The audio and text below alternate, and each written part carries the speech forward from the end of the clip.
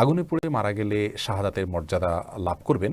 নবী করিম সাল্লাল্লাহু আলাইহি ওয়াসাল্লাম বিভিন্ন হাদিসে শাহাদাতের মর্যাদা লাভ করবে এরকম ব্যক্তিদের প্রকার উল্লেখ করা যায়। কোনো কোনো হাদিসে আসছে যে শাহিদ ও খামসুন, 5 ব্যক্তি শাহাদাতের মর্যাদা লাভ করবে। এর ভিতরে নবী করিম সাল্লাল্লাহু আলাইহি ওয়াসাল্লাম বলেছেন যিনি আগুনে পুড়ে মারা যান তার কথা।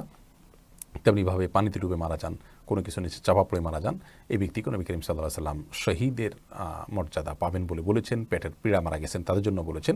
আবু দাউদের একটা হাদিসে আসছে ওয়াসাহিবুল হারিকি শহীদ, যে ব্যক্তি আগুনে পুড়ে মারা গেলেন তিনি শহীদ হবেন, অর্থাৎ শহীদের মর্যাদা পাবেন। তবে এই শহীদ আল্লাহর রাস্তায় নিজের জীবন বিলিয়ে যিনি শহীদ হয়েছেন আল্লাহর দ্বীনকে বুলন্দ করবার জন্য, তার সমপর্যায়ের শহীদ হবেন না। তিনি হবেন শহীদে হাকিকি বা প্রকৃত অর্থে এবং সার্বিক বিচারে শহীদ।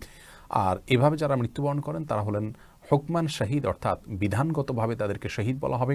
তারা শহীদের সওয়াবটা লাভ করবেন, কিন্তু পৃথিবীতে একজন সাধারণ মানুষের মতো তাদেরকে গোসল দিবে, দাফন করতে হবে।